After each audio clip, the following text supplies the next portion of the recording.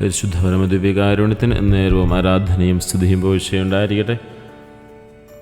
പരിശുദ്ധ പരമദിവ്യകാരുണ്യത്തിന് നേരവും ആരാധനയും സ്തുതിയും പോഴ്ചയുണ്ടായിരിക്കട്ടെ. പരിശുദ്ധ പരമദിവ്യകാരുണ്യത്തിന് നേരവും ആരാധനയും സ്തുതിയും പോഴ്ചയുണ്ടായിരിക്കട്ടെ. മിശിഹായിൽ സ്നേഹം നിറഞ്ഞവരെ, ഈശോയുടെ വലിയ സാന്നിധ്യം നമുക്ക് ഈ നിമിഷം അനുഭവിച്ചറിയാം. നമ്മുടെ കർത്താവായ ഈശോ മിശിഹായുടെ നാമത്തിൽ ഈ പുണ്യനിമിഷത്തെ ദൈവത്തിന് പരിപൂർണമായി സമർപ്പിക്കാം. നമ്മുടെ ഹൃദയം പരിപൂർണമായി തമ്പുരാൻ്റെ മുമ്പിൽ സമർപ്പിക്കാം. ഇന്ന് നമ്മൾ ധ്യാനിക്കുക, സ്വർഗരാജ്യം ഒരു മനുഷ്യനോട് തുല്യമാണ്.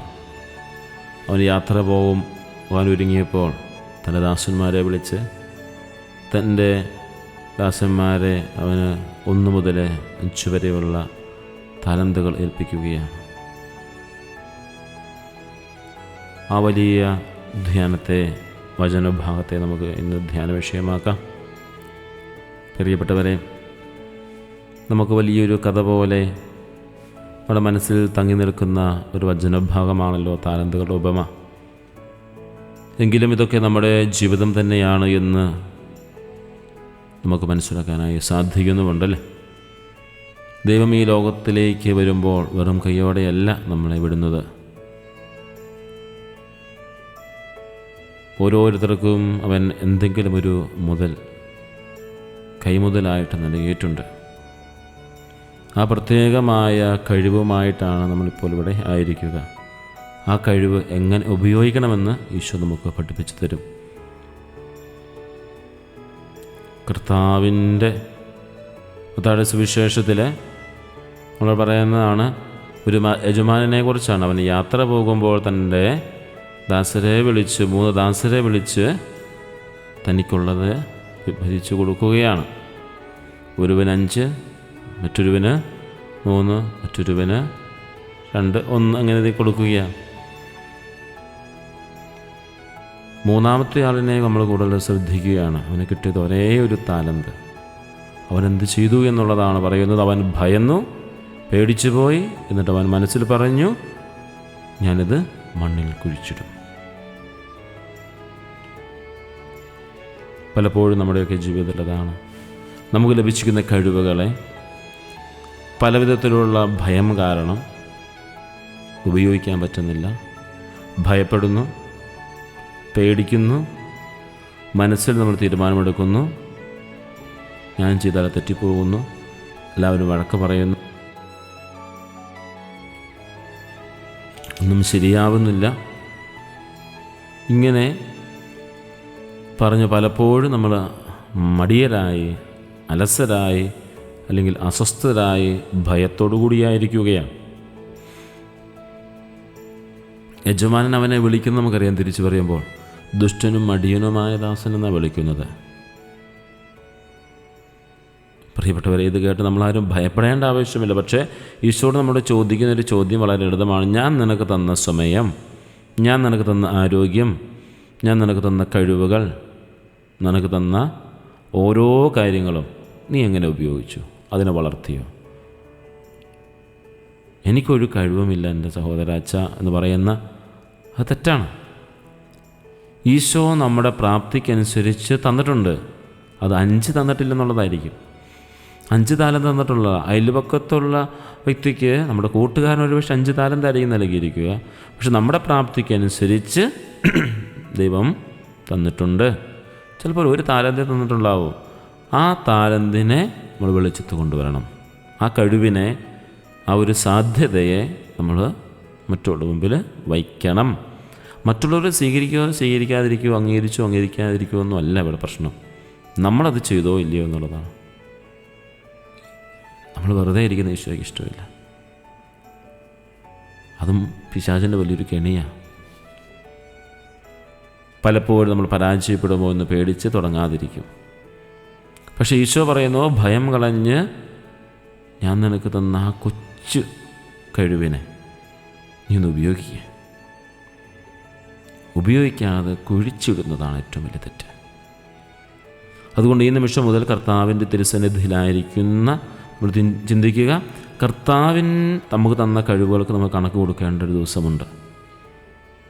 നമുക്ക് തരാത്തതിനെക്കുറിച്ച് തമ്പുരാൻ കണക്ക് ചോദിക്കില്ല. പക്ഷെ നമുക്ക് നൽകിയ സമയം, നമുക്ക് നൽകിയ ആരോഗ്യം, നമുക്ക് നൽകിയ കഴിവുകൾ, അതിന് മറുപടി നമ്മൾ എന്ത് ചെയ്തു എന്ന് നമ്മൾ ഉത്തരം കൊടുക്കണം.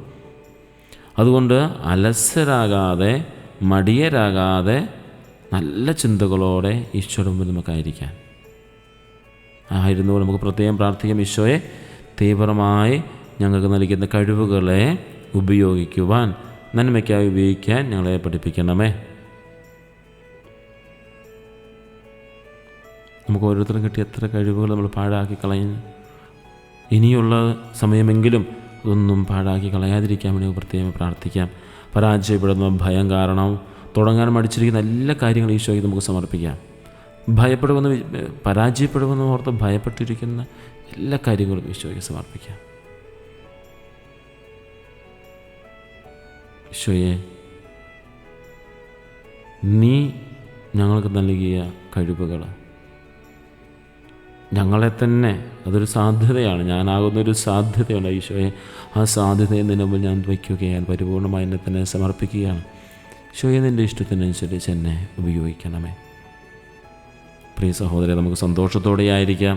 നമ്മുടെ പ്രാർത്ഥന ഒരിക്കലും വെറുതെ ആവില്ല. കാരണം അല്പം മാത്രം ലഭിച്ചു എന്ന് വിചാരിക്കുന്ന മക്കളോട് തമ്പുരാൻ പറയുന്നുണ്ട്, നിങ്ങളത് വിശ്വസ്തയോടെ ഉപയോഗിച്ചാൽ യജമാനൻ നിങ്ങളെ അഭിനന്ദിക്കും.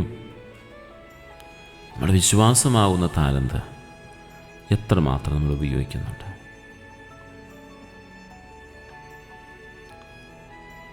തുടങ്ങി പരാജയപ്പെട്ടവരെ വിഷമിക്കണ്ട. നിങ്ങളുടെ പരിശ്രമം ദൈവം കാണും. അപ്പോൾ ദൈവം കാണുന്നുണ്ട്. വീണ്ടും തുടങ്ങുവാനുള്ള ധൈര്യവും നമുക്ക് തമ്പുരാൻ നൽകുന്നുണ്ട്. മടിയന്മാരായിരിക്കുന്ന പ്രിയപ്പെട്ടവരെ, ഇന്ന് തന്നെ ഒരു മാറ്റം നമുക്ക് തുടങ്ങാം. നിങ്ങൾക്ക് ചെയ്യാൻ കഴിയുന്ന ഏറ്റവും ചെറിയ നന്മ, ഏറ്റവും ചെറിയ പ്രാർത്ഥന ഇന്ന് തുടങ്ങുക. ഈശോ നിങ്ങളെ കാത്തുരക്ഷിക്കും. എന്തുമായിക്കൊള്ളട്ടെ, ഭയപ്പെട്ടിരിക്കുന്നതോ, പേടിച്ചിരിക്കുന്നതോ, മടിയരായിട്ടിരിക്കുന്നതോ, അവഗണിച്ചു മാറിയിരിക്കുന്നതോ എന്തുമായിക്കൊള്ളട്ടെ, ഇന്ന് തുടങ്ങണം. ഈ നിമിഷം തമ്പുരാൻ നമുക്ക് മാധ്യസ്ഥം, സകല വിശുദ്ധരുടെയും മാധ്യസ്ഥം തേടിക്കൊണ്ടും, നമ്മുടെ പേരിന് കാരണഭൂതനായിരിക്കുന്ന വിശുദ്ധരുടെ മാധ്യസ്ഥം തേടിക്കൊണ്ടും ഇന്ന് നമ്മുടെ തമ്പുരാൻ്റെ മുമ്പിൽ, ഈ ദിവ്യഗാനത്തിന് മുമ്പിൽ നമുക്ക് തലകുനിക്കാം. ഈശോയെ, അനുഗ്രഹിക്കണമേ.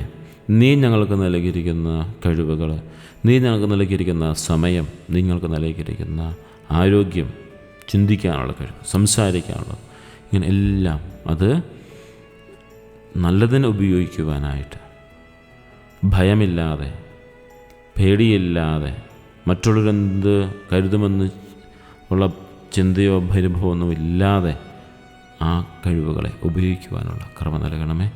ഞങ്ങളുടെ എല്ലാ നിയോഗങ്ങളും ഈശോയെ ഞങ്ങളുടെ ഹൃദയത്തിലുണ്ടാകുന്ന മുമ്പ് തന്നെ നീ അറിയുന്നുവല്ലോ. ആ കൃപകളുടെ മേൽ, ആ നിയോഗങ്ങളുടെ മേൽ ഈശോയെ നിൻ്റെ കൃപയുണ്ടാകണമേ എന്ന് പ്രാർത്ഥിക്കുന്നു. പരിശുദ്ധ പരമദിവ്യകാരുണ്യത്തിന് നേരവും ആരാധനയും സ്തുതിയും പോഴ്ചയുണ്ടായിരിക്കട്ടെ.